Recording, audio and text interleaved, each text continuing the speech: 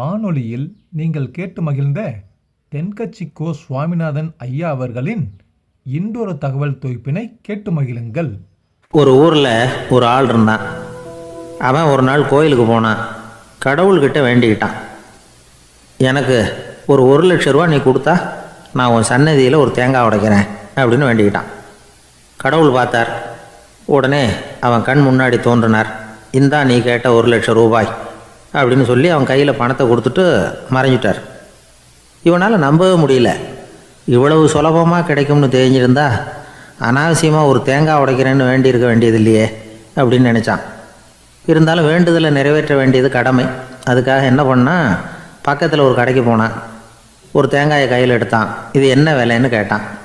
5 ரூபான்னார் கடையில் இருந்தவர். அதிகமாக இருக்குதே விலைன்னா. அப்படின்னா ஒன்று செய்யுங்க, அடுத்த ஊருக்கு போங்க, அங்கே தென்னந்தோப்பு அதிகம், அதனால் அங்கே இதை விட குறைஞ்ச விலைக்கு கிடைக்கும் அப்படின்னார். சரின்னு அடுத்த ஊருக்கு கிளம்புனான். அங்கே போய் விசாரித்தான்.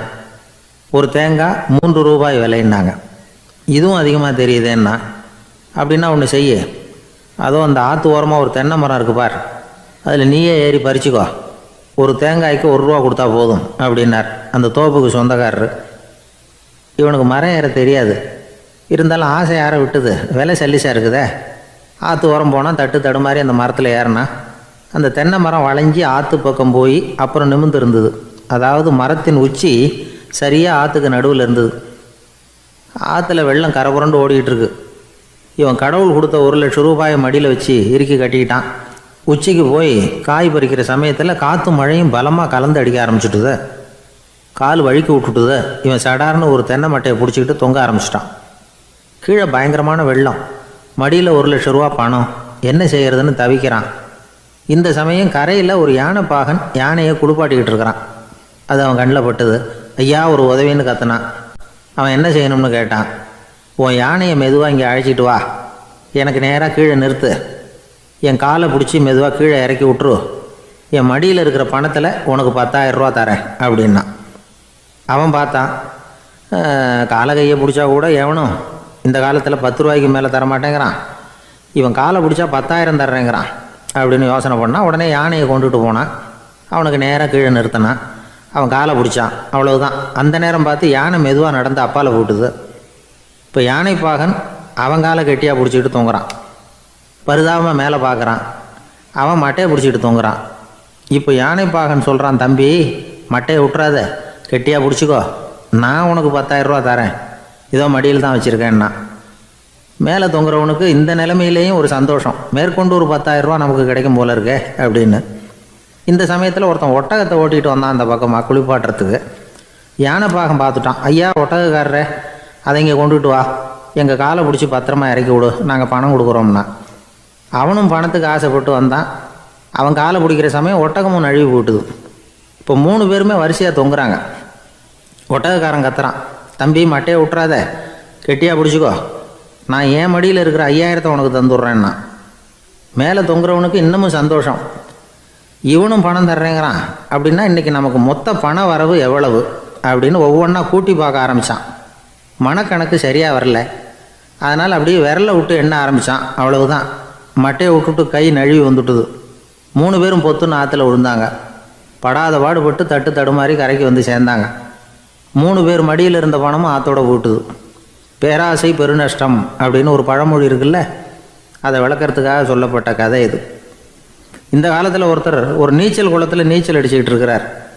காவலுக்கு இருந்தவர் அதை கவனிச்சுட்டார். கரையிலேருந்து சத்தம் போட்டாராம், இதோ பாருங்கள், இங்கே ராத்திரி 8 மணிக்கு மேலே நீச்சல் அடிக்கிறது சட்டப்படி குற்றம், அதுக்கு அனுமதி கிடையாது, தெரியாதா உங்களுக்கு அப்படின்னாராம். இதுக்கு அவர், ஐயையோ நான் நீச்சல் அடிக்க வந்தவன் இல்லைங்க, சும்மா சுற்றி பார்க்க வந்தவன், தடுமாறி குளத்தில் விழுந்துட்டேன், நீச்சல் தெரியாது, அதனால் தத்தளிச்சுக்கிட்டு இருக்கிறேன் அப்படின்னு கத்துனாராம். கரையில் இருந்தவர் பார்த்தார். ஓ அப்படின்னா சரி, அதுக்கு ஒன்றும் தடை இல்லை அப்படின்னு சொல்லிவிட்டு அவர் பாட்டுக்கு நடந்து போயிட்டாராம். அசோக மன்னர் வந்துக்கிட்டு இருக்கார். அவருடைய ஆலோசகர்கள் எல்லாம் பக்கத்தில் வந்துக்கிட்டு இருக்கிறாங்க. அந்த சமயத்தில் எதிரில் ஒரு புத்த பிக்ஷு வர்றார். அசோகர் பார்க்குறார்.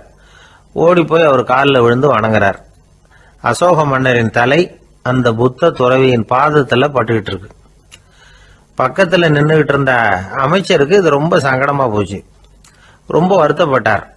நம்ம அசோக சக்கரவர்த்தி எப்பேற்பட்டவர், அவரோட தலை ஒரு சன்னியாசியின் பாதத்தில் படுறதா அப்படின்னு நினைச்சு ரொம்ப கவலைப்பட்டார். அரண்மனைக்கு திரும்பினதும் அமைச்சர் மெதுவாக ஆரம்பிச்சார். அரசே, எனக்கு ரொம்ப வருத்தமா இருக்குது அப்படின்னார். எதுக்குன்னார் மன்னர். அசோக சக்கரவர்த்தியின் தலை, அதாவது அந்த சிரம், ரொம்ப மதிப்புமிக்க ஒன்று. அது ஒரு சன்னியாசியின் காலில் படலாமா அப்படின்னார். அசோகர் பதில் சொல்லல, சிரிச்சார், போயிட்டார். அதுக்கப்புறம் ஒரு சரியான சந்தர்ப்பத்துக்காக காத்துக்கிட்டு இருந்தார். ஒரு நாள் அமைச்சரை கூப்பிட்டார். எனக்கு 3 தலைகள் வேணும் அப்படின்னார். சொல்லுங்க, கொண்டுகிட்டு வரேன் அப்படின்னார் அமைச்சர். அசோகர் சொன்னார், முதல்ல எனக்கு தேவையானது ஒரு ஆட்டின் தலை, 2வது ஒரு புலியின் தலை, 3வது ஒரு மனிதனின் தலை. இதுதான் அசோகர் கேட்டது. எங்க இருந்தாலும் கொண்டு வாங்கன்னார். அமைச்சர் புறப்பட்டார். ஆட்டுத்தலை, புலித்தலை கிடைச்சிட்டுது. அப்புறமா ஒரு சுடுகாட்டுக்கு போய் ஒரு மனித தலையும் சேகரம் பண்ணிட்டு ராஜா கிட்ட வந்துட்டார். அரசே, உங்கள் ஆணைப்படி 3 தலைகளையும் கொண்டு வந்திருக்கிறேன்னார். அசோகர் பார்த்தார். ரொம்ப நல்லது, இப்ப இது 3ஐயும் எடுத்துக்கிட்டு போய் சந்தையில வித்துட்டு வாங்க அப்படின்னார். அமைச்சர் அதுகளை எடுத்துக்கிட்டு சந்தைக்கு போனார். முதல்ல ஆட்டுத்தலை நல்ல விலைக்கு வித்து போச்சு. நல்ல விலை கொடுத்து வாங்கிட்டு போட்டாங்க. அடுத்தபடியா புலி தலைய ஒருத்தர் வாங்கிட்டார். அதை பாடம் பண்ணி வீட்டில் மாட்டி வைக்கலாமே அப்படின்னு நினைச்சு அதையும் வாங்கிட்டு போட்டார். மனித தலையை மட்டும் வாங்குறதுக்கு யாரும் முன் வரல. எல்லாரும் அதை பார்த்துட்டு விலகி போக ஆரம்பிச்சாங்க. அமைச்சர் திரும்பி வந்தார். அரசே, இந்த தலையை மட்டும் யாரும் வாங்க மாட்டேங்கிறாங்க அப்படின்னார். சரி, பரவாயில்ல, இதை இலவசமாவே எனாமாவே யாருக்கிட்டையாவது கொடுத்துட்டு வந்துருங்க அப்படின்னார். அமைச்சர் மறுபடியும் சந்தைக்கு போனார். இதை இலவசமா தரேன், இதை வாங்கிக்கோங்க அப்படின்னார். அப்பவும் அதை யாரும் வாங்கிக்கிறதுக்கு தயாரா இல்லை. மறுபடியும் திரும்பி மன்னர்கிட்ட விவரத்தை சொன்னார். இப்போ மன்னர் சொல்றார், அமைச்சரே, உயிர் இருக்கிற வரைக்கும் தான் இந்த தலைக்கு மதிப்பு. ஜீவன் போனதுக்கு அப்புறம் அதோட மதிப்பும் போயிடுது. அதனால மதிப்பு இருக்கும் பொழுதே பெரியவர்கள் பாதம் பணிந்து அந்த புனிதத்தை பெற்றுக்கொள்ளணும் அப்படின்னார். பணிவுங்கிறது வேற, அடிமைத்தனம்ங்கிறது வேற. பெரியவர்களை பணிவது நமக்கு பெருமை தரக்கூடிய விஷயம். இதை மனசுல வச்சுக்கிட்டு எப்போ காலில் விழணும், எப்போ காலில் விழக்கூடாது அப்படிங்கிறத முடிவு பண்ணிக்கணும். ஒரு சாதாரண ஆள் நடந்து வந்துகிட்டு இருந்தார். எதிரில் ஒரு பெரிய மனுஷன் ஓடி போய் அவர் காலில் விழுந்து தன்னுடைய தலையை அவர் பாதத்தில் கொண்டு போய் வச்சார். கொஞ்ச நேரம் கழிச்சு எழுந்திரிச்சு வந்துட்டார். வந்த பிறகு இவரை கேட்டேன், ஏன் திடீர்னு ஓடி போய் அந்த ஆளு காலில் விழுந்தீங்க அப்படின்னு. அவர் போட்டிருக்கிறது என்னோட காணாம போன செருப்பான்னு கண்டுபிடிக்கிறதுக்காக அப்படி விழுந்தேன் அப்படின்னார். ஒரு ஊர்ல ஒரு பெரியவர் இருந்தார். அவர் ஒரு குரு. அவர் தொடர்ந்து தியான கூட்டங்கள் நடத்துவார். அந்த கூட்டத்தில் கலந்துக்கிறதுக்காக பல ஊர்கள்ல இருந்து சீடர்கள் நிறைய பேர் வருவாங்க போவாங்க. ஒரு நாள் அங்கே கூட்டம் நடந்துகிட்டு இருக்குது. அந்த சமயத்தில் சீடர்களில் ஒருத்தன் என்னத்தையே திருடி விட்டான். மற்ற சீடர்கள் அதை கவனிச்சுட்டாங்க. இவன் ஆப்பிட்டுக்கிட்டான். கூட்டம் முடிஞ்ச பிற்பாடு இவன் திருடின விஷயத்தை அந்த பெரியவர்கிட்ட போய் சொன்னாங்களாம். அவர் கவனத்துக்கு கொண்டுகிட்டு போனாங்க. ஆனால் அவர் இதை காதிலே போட்டுக்கல, கண்டுக்கவே இல்லை. போய் சொன்ன சீடர்களுக்கெல்லாம் ஏமாத்தமாக போயிட்டுது. என்ன இது, இவ்வளவு தூரம் நாம் கண்டுபிடிச்சி போய் சொல்கிறோம், அவர் கண்டுக்கவே மாட்டேங்கிறாரே அப்படின்னு ஒரு மாதிரி ஆயிட்டாங்க. இருந்தாலும் அதை பற்றி ஒன்றுமே சொல்லிக்கல, பேசாமல் இருந்துட்டாங்க. கொஞ்ச நாள் ஆச்சு. அதே ஆள் மறுபடியும் ஒரு திருட்டில் மாட்டிக்கிட்டான். சீடர்கள் மறுபடியும் அந்த குரு கிட்ட விஷயத்த சொன்னாங்க. அவர் அப்பவும் வழக்கம் போல் சும்மாவே இருந்துட்டார். இவர் இப்படி இருக்கிறத பார்த்ததும் அந்த சீடர்களுக்கு கோபம் வந்துட்டுது. உடனே அந்த சீடர்கள்லாம் ஒன்று கூடி பேசினாங்களாம். எல்லாருமா சேர்ந்து ஒரு விண்ணப்பம் தயார் பண்ணாங்க. அதை குருநாதர்கிட்ட கொண்டுட்டு போய் கொடுத்தாங்க. அந்த விண்ணப்பத்தில் இவங்க என்ன எழுதியிருக்கிறாங்க தெரியுமா? குருநாதர் அவர்களே, உடனே திருடனவன் மீது சட்ட நடவடிக்கை எடுக்கணும். நீங்கள் அப்படி அவனை இங்கே சேர்க்கக்கூடாது. நீங்கள் சேர்த்திங்கன்னா நாங்கள் இங்கே இருக்கிறத பற்றி யோசிக்க ஆரம்பிச்சிருவோம். அவனை இந்த மடத்தை விட்டே துரத்தி பண்ணணும். நீங்கள் அவனை வெளியில் அனுப்புங்க, இல்லைன்னா நாங்கள் அத்தனை பேரும் வெளியில் போயிடுறோம். இப்படி தான் அந்த விண்ணப்பத்தில் எழுதியிருக்கிறாங்க. குரு அந்த விண்ணப்பத்தை வாங்கி படித்து பார்த்தார். அதுக்கப்புறம் அதை எழுதின அத்தனை பேரையும் கூப்பிட்டாரு. எல்லாரும் இப்படி வாங்கன்னாரு. வந்தாங்க. இப்படி என் எதிரில் உட்காருங்கன்னார். உட்காந்தாங்க. அப்புறம் சொன்னார், இதை பாருப்பா, நீங்கள் எல்லாரும் புத்திசாலிகள். உங்களுக்கு எது நல்லது எது கெட்டதுங்கிறது நல்லா தெரியும். நீங்கள் மேற்கொண்டு ஏதாவது படிக்கணும்னு நினச்சா வேறு எங்கே வேணும்னாலும் போகலாம், அதுக்கு நான் தடை சொல்ல மாட்டேன். ஆனால் உங்களால் குற்றம் சாட்டப்பட்ட அவன் இருக்கானே, அவன் எப்படின்னா அவனுக்கு எது நல்லது எது கெட்டதுங்கிறதெல்லாம் தெரியாது. அதனால தான் திருடுறான். நீங்கள் சொல்கிறது மாதிரி அவனை அடித்து துரத்தி விடுறோம்னு வச்சுக்கோங்க, அவனுக்கு எப்படி நல்லது கெட்டது தெரியும்? அவனுக்கு அதை யார் சொல்லி கொடுக்குறது? அதனால் இங்கேயே இருக்கட்டும், அதுதான் சரி. இதுக்காக நீங்கள் எல்லாரும் என்னை விட்டுட்டு போனாலும் சரி, அவனை நான் விரட்ட மாட்டேன் அப்படின்னு விட்டாரான். இவ்வளவையும் திருடனை அந்த சீடன் கேட்டுக்கிட்டே இருந்திருக்கான். அவன் கண்களில் கண்ணீர். அப்படியே எழுந்திரிச்சு வந்தான். குரு காலில் விழுந்தான். அவன் கண்ணீரில் அவனது தீமை கழுவப்பட்டது அப்படிம்பாங்க. அதாவது சீடர்களுக்கு அந்த குருவோட பெருமை அப்போ தான் புரிஞ்சுதான். ஒரு நல்ல ஆசிரியர் இருக்காருன்னு வச்சுங்க, நல்லா படிக்கிற பையனுக்கு தான் பாடம் சொல்லி கொடுப்பேன்னா அது என்ன பெரிய விஷயமா? மோசமாக படிக்கிறவனையும் மாற்றி காட்டுறேங்கிறது தான் பெருமை. இந்த காலத்து குரு ஒருத்தர் ஒரு ஆசிரமம் வச்சு நடத்திட்டு வந்தார். நிறைய பேர் தினம் வருவாங்க போவாங்க. ஒரு நாள் ஒருத்தன் வந்தான். அந்த குரு முன்னாடி போய் நின்னான். ஐயா, என்ன உங்கள் சீடனாக ஏற்றுக்கணும்னா. அந்த குரு நிமிர்ந்து பார்த்தார். உன்னுடைய நோக்கம் என்னன்னு கேட்டார். ஐயா, உங்ககிட்ட கொஞ்ச நாள் இருந்தேன்னா நல்ல பழக்க வழக்கங்களை கற்றுக்கலாம், அதுக்கப்புறம் வெளியில் போய் ஒரு நல்ல தொழில் தொடங்கி வாழ்க்கையில் முன்னுக்கு வரணுங்கிறது தான் என்னோடய நோக்கம் அப்படின்னா. நீ சொல்கிறது சரி, ஆனால் உன்னால் இங்கே நல்ல பழக்க வழக்கங்களை கற்றுக்க முடியலேன்னு வச்சுக்கோ, அப்போ என்ன பண்ணுவேன் அப்படின்னு கேட்டார் அவர். அப்படி ஆச்சுன்னா என்ன, உங்களை மாதிரியே ஒரு ஆசிரமம் ஆரம்பித்து அதுக்கு குருவாக இருந்துட்டு போகிறேன் அப்படின்னானா. ஒரு காட்டில் ஒரு நரி இருந்தது. ஒரு நாள் காலை நேரம் அது தன்னுடைய இருப்பிடத்திலிருந்து வெளியில் வந்தது. கொஞ்சம் தூரம் நடந்து வந்தது. அப்போ தான் அது தன்னோட நிழலை கவனித்து பார்த்தது. பார்த்தா அது ரொம்ப நீளமாக பெருசாக இருக்குது. காலை நேரத்தில் நிழல் அப்படி தானே இருக்கும். ஆனால் அந்த நரிக்கு அந்த விஷயம் தெரியல. தன்னுடைய நீண்ட பெரிய நிழலை பார்த்து ஆச்சரியப்பட்டது. ஆஹா, நாம் இவ்வளவு பெருசாக இருக்கிறோம் அப்படின்னா என்னுடைய காலை சாப்பாட்டுக்கு ஒரு யானை இல்லைன்னா ஒரு ஒட்டகம் கிடைச்சாதான் சரியாக இருக்கும் போல இருக்கு அப்படின்னு முடிவு பண்ணிட்டுது. உடனே ஒரு யானை அல்லது ஒட்டகத்தை தேடி அலைஞ்சது, எங்கே கிடைக்கும்னு. கிடைக்கவே இல்லை. மத்தியானம் 12 மணி ஆயிட்டுது. பசியோடு அலையுது. இப்போ தன்னோட நிழலை பார்த்தது. அது மத்தியான நிழல் எப்படி இருக்கும், அது ரொம்பவும் குறுகி போய் தெரிஞ்சுது. உடனே அந்த நரி என்ன நினச்சிக்கிட்டு தான் தெரியுமா, காலை ஆகாரம் சாப்பிடாததுனால நம்ம உடம்பு இப்படி அழிச்சு போட்டுதே அப்படின்னு நினச்சிக்கிட்டு தான். கொஞ்ச நேரம் கழித்து மறுபடியும் தன்னுடைய நிழலை பார்க்குது. அது இன்னமும் குறுகி போய் காலடியிலே வந்துட்டுது. அதுக்கு பயமாக போயிடுது.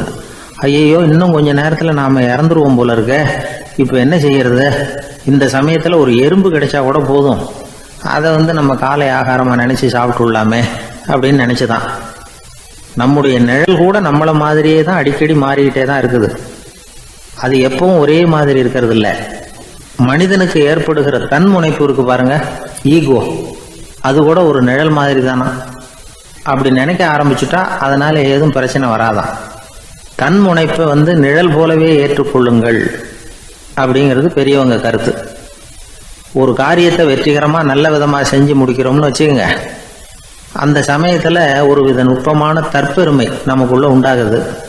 இது இயற்கையானது, அதனால் இது மேலே பற்று வைக்கக்கூடாது. அப்படி வைக்க ஆரம்பிச்சுட்டா அந்த தற்பெருமை ஒரு நிரந்தர விருந்தாளியாக நம்மக்கிட்ட தங்கிக்கும். நம்ம நிழல் எப்படின்னு பாருங்கள், நாம் நடக்கும் பொழுது நம்ம பின்னாடியே வரும். தன்முனைப்பையும் அப்படியே நினச்சிக்கோங்க. நிழல் யாருக்கும் எந்த பிரச்சனையையும் உண்டாக்குறது இல்லை. ஆனால் அந்த நிழலை கண்டே நாம் பயப்பட ஆரம்பிச்சுட்டா நாம் எதுலேயும் வெற்றி காண முடியாது. நிழலோட சண்டை போடக்கூடாது. அது மாதிரி தன்முனைப்போடவும் நாம் சண்டை போட வேண்டியதில்லை. இல்லாத ஒன்றோடு சண்டை போடுறது எப்படின்னா, அது இருட்டோட சண்டை போடுறது மாதிரி. நாம் நிழல் கிடையாது, நம்மக்கிட்ட இருக்கிற தன்முனைப்பு ஒரு நிழல். நம்ம நிழலையும் நமக்கு சமமாக பார்க்குறோம் பாருங்க, அங்கே தான் சிக்கலே ஆரம்பம். இப்போ நாம் நடந்து போய்கிட்டு இருக்கிறோம், நம்ம நிழல் தரையில் விழுது. யாரோ ஒருத்தர் நம்ம நிழல் மேலே காலை வச்சு நடந்து போகிறார். உடனே அவர்கிட்ட சண்டைக்கா போகிறோம், ஏண்டா என் நிழலை மிதிச்ச அப்படின்னு. நமக்கு தெரியும் அது நிழல் தாங்கிறது. அவர் உங்கள் மேலே நடக்கலை, உங்களுடைய நிழல் மேலே தான் நடக்கிறார். அது மாதிரி உங்கள் தன்முனைப்பின் மேலே யாராவது நடந்தால் உங்களை அவமானப்படுத்துறதா நினைக்கிறீங்க. காரணம், நாமளும் நம்ம தன்முனைப்பும் ஒன்றுங்கிற நினைப்பு தான் காரணம், மற்றபடி வேற ஒன்றும் கிடையாது. நம்ம நிழல் மேலே நடக்கிறவர் நம்மளை காயப்படுத்துறதில்லை. தன்முனைப்பை வேண்டாத ஒன்றாவும் பார்க்க வேண்டியதில்லை. அது இயற்கை. நிழலை உங்கள் முன்னாடி வைக்க வேணாம், அது உங்கள் பின்னாடியே இருக்கட்டும். நிழலின் நிழலாகி விடாதீர்கள். நீங்கள் நீங்களாகவே இருங்கள். இதுதான் சான்றோர் சிந்தனை.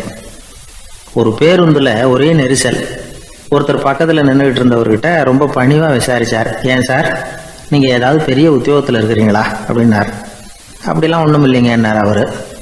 அப்படின்னா வேற ஏதாவது அரசியல்ல பெரிய பதவியில் இருக்கிறீங்களா அப்படின்னு கேட்டார். அதுவும் இல்லைங்கன்னார். சரி, பணமாவது அதிகமாக வச்சிருக்கீங்களா அப்படின்னு கேட்டார். அப்படிலாம் ஒன்றும் கிடையாது சார்னார் அவரு. அப்புறம் எதுக்குடா என் காலை மிதிச்சுக்கிட்டு இருக்கிற, எடுறா காலை அப்படின்னாராம் இவர். நம்மள மாதிரி ஒரு ஆசாமி அவன் நம்மள மாதிரியே கற்பனை பண்ணான். அதாவது நாம தான் இந்த உலகத்துல ரொம்பவும் கஷ்டப்படுறோம், மற்றவங்க எல்லாம் சந்தோஷமா இருக்கிறாங்க அப்படின்னு அவன் நினைச்சுக்கிட்டான்.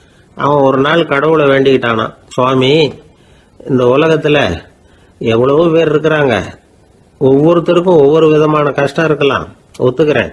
இருந்தாலும் எனக்கு அது கொஞ்சம் அதிகமா இருக்கிறது மாதிரி தெரியுது. அதனால நீங்க எனக்காக ஒரு சின்ன உதவி செஞ்சா போதும். அது வேற ஒண்ணும் இல்ல, என்கிட்ட இருக்கிற துயரங்களை இன்னொருத்தர் யாருகிட்டயாவது கொடுத்துருங்க, அவர்கிட்ட இருக்கிற துயரங்களை என்கிட்ட மாத்தி கொடுத்துருங்க. ஒரு மியூச்சுவல் டிரான்ஸ்பர், அவ்வளவுதான். அப்படி பண்ணிவிட்டா போதும் அப்படின்னு வேண்டிக்கிட்டானான். அன்னைக்கு ராத்திரியே அவன் ஒரு கனவு கண்டிருக்கான். வானத்திலிருந்து ஒரு குரல் கேட்டிருக்கு. அது என்ன சொல்லிச்சு தெரியுமா? ஏ ஜனங்களே, எல்லாரும் அவங்கவுங்க கஷ்டங்களை ஒரு பையில போட்டு எடுத்துக்குங்க. அப்படி எடுத்துக்கிட்டு நேரா இந்த ஊர் எல்லையில இருக்கிற கோயிலுக்கு வந்து சேருங்க அப்படின்னு அந்த குரல். ஆஹா, கடவுள் நம்ம பிரார்த்தனைக்கு செவி சாய்ச்சுட்டார் அப்படின்னு சந்தோஷப்பட்டான் இவன். உடனே என்ன பண்ணா, தன்கிட்ட இருந்த கஷ்டத்தையெல்லாம் ஒரு சாக்கு பையில போட்டு எடுத்துக்கிட்டான். வீட்டை விட்டு வெளியில வந்தான். தெருவில் இறங்கி நடக்கிறான். அங்க பார்த்தா ஏகப்பட்ட பேர் ஆளுக்கு ஒரு பைய தூக்கிக்கிட்டு கோயிலுக்கு போயிட்டு இருக்கிறாங்க. சில பேர் மூட்டையா கட்டி தலையில சுமந்துக்கிட்டு போயிட்டு இருக்கிறாங்க. இவன் பார்த்தான். இவனுக்கு ரொம்ப ஆச்சரியமா இருந்தது. ஏன்னா எல்லாரும் வச்சிருக்கிற பைய இவன் பைய விட பெருசா இருந்தது. இவன் பை தான் இருக்கிறதுலயே கொஞ்சம் சின்னதா தெரிஞ்சது. இப்ப அவன் மறுபடியும் சாமியை வேண்டிக்கிட்டான். கடவுளே, இப்ப உள்ள சூழ்நிலையை கவனிச்சா என்கிட்ட இருக்கிற பைய பரவாயில்லன்னு தோணுது. அதனால வேற பை எதையும் மாத்த வேணாம், இதுவே பரவாயில்ல, இந்த பையோட திரும்பி வீட்டுக்கு போனா போதும்னு நினைக்கிறேன் அப்படின்னு ஏதோ நினைக்க ஆரம்பிச்சுட்டான். எல்லாரும் கோயிலுக்கு போய் சேர்ந்தாங்க. கோயில்ல அந்த குரல் மறுபடியும் கேட்டுது. எல்லாரும் அவங்கவுங்க பைகளை சோகத்துல தொங்க விடுங்க. திடீர்னு விளக்குகள் அணையும், மணி அடிக்கப்படும், அதுதான் அடையாளம். அந்த சமயத்துல இருட்டுல உங்களுக்கு வேண்டிய பைய நீங்க மாத்தி எடுத்துக்கலாம், தேர்ந்தெடுத்துக்கலாம். வெளிச்சம் இருக்கிறப்பவே உங்களுக்கு பிடிச்ச பைக்கு பக்கமா பார்த்து நீங்க நின்னுக்கலாம் அப்படின்னு சொல்லி விவரம் சொல்லிச்சான் அந்த குரல். அப்படி சொன்னதுக்கு அப்புறம் திடீர்னு விளக்கு அணைஞ்சுது, மணி அடிச்சுது. கொஞ்ச நேரம் கழிச்சு மறுபடியும் விளக்குகள்லாம் எரிஞ்சுது. இப்போ பார்த்தா எல்லாரும் அவங்கவுங்க பையையே கெட்டியா பிடிச்சிட்டு நிக்கிறாங்க. இவனும் அப்படியே நிக்கிறான். இவன் மெதுவா பக்கத்துல நிக்கிறவங்க கிட்ட கேட்டானா, ஏன் நீங்க பைய கையிலேயே வச்சிருக்கிறீங்க, செவுத்துல மாட்டலையா அப்படின்னு கேட்டிருக்கான். இல்லப்பா, நீ ஏன் கையிலேயே வச்சிருக்கிறியோ அதே காரணத்துக்காக தான் நாங்களும் வச்சிருக்கிறோம். நம்ம கவலைகளை பத்தி நமக்கு ஓரளவுக்காவது தெரியும். ஆனா மற்றவங்க கவலைகள் நமக்கு பரிச்சயம் இல்லாதவை, பழக்கம் இல்லாதது. அதனால நமக்கு தெரிஞ்ச கவலைகளை சமாளிக்கிறது சுலபம்.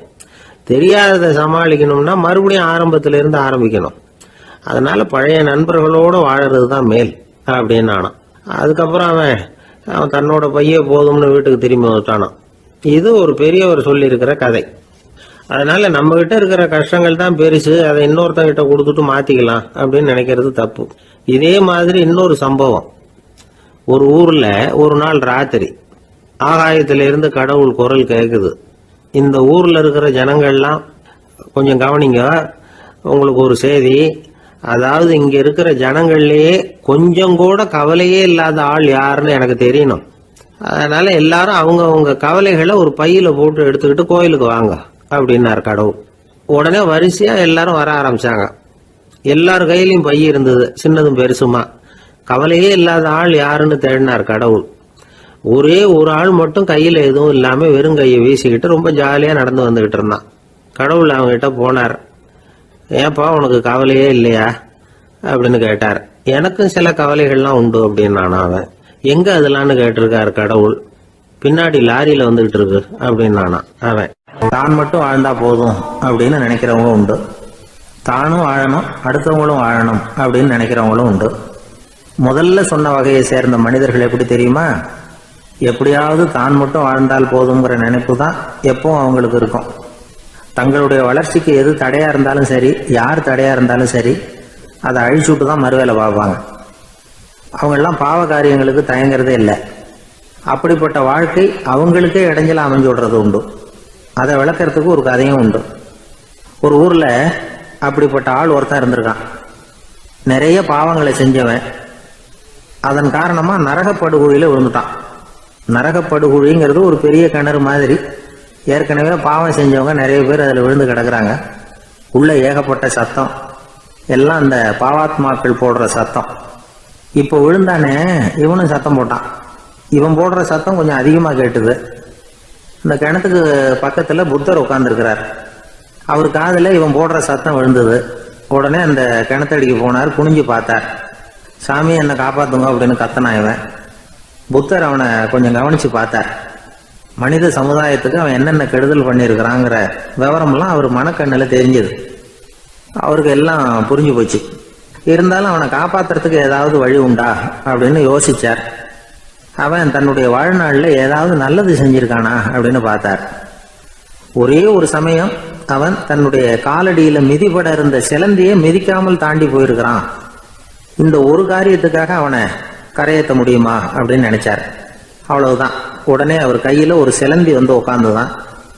அதுகிட்ட இருந்து நூல் இழை வெளிவர ஆரம்பிச்சது. அந்த நூல் இழை கிணற்று ஆழம் வரைக்கும் அப்படியே நீண்டுகிட்டே போச்சான். புத்தர் பார்த்தார். இந்த நூலை பிடிச்சிக்கிட்டு மேலே ஏறி வா அப்படின்னார். என்னங்க சொல்றீங்க? இந்த சிலந்தி நூல் என்ன தாங்குமான்னு கத்தனான். எல்லாம் தாங்கும், அதை பிடிச்சிக்கிட்டு ஏறி வா அப்படின்னார். சந்தேகத்தோடவே அவன் அந்த நூல் இழைய பிடிச்சி இழுத்து பார்த்தா ரொம்ப வலுவா இருந்தது. அவனுக்கு ஆச்சரியம். அதை பிடிச்சிக்கிட்டே மெதுவாக மேலே ஏறி வர ஆரம்பிச்சிட்டான். பாதி தூரம் ஏறி வந்திருப்பான். அப்போ அவன் காலுக்கு கீழே ஏதோ சத்தம். என்னன்னு குனிஞ்சு பார்க்கறான். கீழே கிடந்தவங்க சில பேரும் அந்த நூலை பிடிச்சி மேலே வந்துக்கிட்டு இருக்கிறாங்க. இவனுக்கு கோபம் வந்துட்டுது. தன்னுடைய இடுப்புல வச்சிருந்த கத்தியை எடுத்து தன்னுடைய காலுக்கு கீழே நூல் இழையை அப்படியே வெட்டி விட்டுட்டான். இனிமே நாம மட்டும்தான் மேலே ஏறி வந்துடணும் அப்படின்னு நினைச்சுக்கிட்டான். ஆனா நடந்தது என்ன தெரியுமா? மொத்த நூல் இழையும் அப்படியே அருந்து கீழே விழுந்துட்டுது. அவனும் பொத்துன்னு கீழே விழுந்துட்டான். மறுபடியும் கத்த ஆரம்பிச்சுட்டான். ஏற்கனவே அவன் செஞ்சிருந்த ஒரு சிறு கருணை அந்த நூல் இழைக்கு உறுதியை கொடுத்தது. இப்போ அவன் செஞ்ச பாவம் அந்த நூல் இழைய வலுவிழக்க செஞ்சுட்டுது. அடுத்தவங்களும் வாழணுங்கிற எண்ணம் அவனுக்கு இருந்திருந்தா இப்போ அவனும் கரையேறி வந்திருப்பான், மற்றவங்களும் சௌக்கியமாக வந்து சேர்ந்திருப்பாங்க. அதனால நாமும் வாழணும், அடுத்தவங்களும் வாழணும் அப்படின்னு நினைக்கிறவன் வாழ்க்கையில சீக்கிரம் முன்னுக்கு வந்துடுவான். ஒருத்தன் ஒரு டாக்டர் கிட்ட போனான். மருந்து வாங்கினான். வாங்கி கொண்டாந்து பேசாமல் வச்சுட்டான், சாப்பிடல. அப்புறம் எதுக்காகப்பா போய் அவர்கிட்ட மருந்து வாங்கினேன் அப்படின்னு கேட்டாங்க. டாக்டர் வாழணும் இல்லையா, அதனால தான் அப்படின்னா. அவர் கொடுத்த மருந்தை நீ ஏன் சாப்பிடல அப்புறம் அப்படின்னு கேட்டாங்க. நான் வாழணும் இல்லையா, அதுக்காக தான் அப்படின்னா. ஒரு ஊர்ல ஒருத்தர் இருந்தார். ரொம்ப நல்லவர். யாருக்காவது ஏதாவது கொடுத்துக்கிட்டே இருப்பார். கொடையாளி. தினமும் யாராவது ஒருத்தருக்கு ஏதாவது கொடுக்கலன்னா அவருக்கு தூக்கம் வராது. அப்படி ஒரு பழக்கம்.